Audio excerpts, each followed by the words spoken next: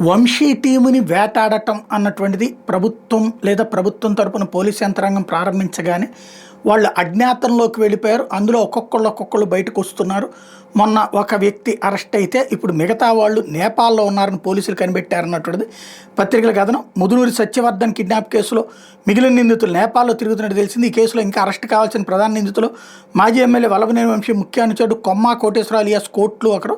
అతడితో పాటు మరి కొంతమంది నేపాల్లో ఉన్నారని పోలీసులు సమాచారం అందింది.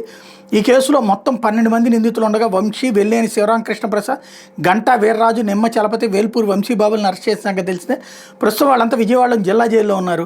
A5గా ఉన్న ఓలుపల్లి మోహన్ రంగారావు అలియాస్ రంగాన గనవరం టీడీపీ కార్యాలయంపై దాడి వ్యవహారంలో సిఐడి పోలీసులు అరెస్ట్ చేశారు. అతని కిడ్నాప్ కేసులో పీటీ వారెంట్ మీద కోర్టులో హాజరుపరచడానికి పోలీసులు రంగం సిద్ధం చేశారు. ఈ కేసులో రంగాతో పాటు కోర్టుది సమాన పాత్ర. సత్యవర్ధన్కి సంబంధించిన మొత్తం సమాచారాన్ని కోర్టులో సేకరించి రంగాతో పంచుకున్నట్టు ఆరోపణలు ఉన్నాయి. వంశీని అరెస్ట్ చేసిన మరుక్షణం ఇద్దరు ఊరు దాటేశారు. రంగా ఇటీవల ఏలూరులో సిఐడి బృందానికి దొరికిపోయాడు. మిగతా 6గురిలో విశాఖ చెందిన 2 నిందితులు శ్రీకాకుళం వైపు పారిపోయినట్టు పోలీసులు గుర్తించారు. నేపాల్లో తలదాచుకున్న కోర్టులు మరో 3 అక్కడి నుంచే సన్నిహితులకు ఫోన్ చేసి కేసు విషయాలను పోలీసులు కదలికలను తెలుసుకుంటున్నట్టు సమాచారం. కోర్టులు రాత్రి సమయాల్లో ఫోన్ చేస్తున్న నిఘా వర్గాలు పసిగట్టాయి.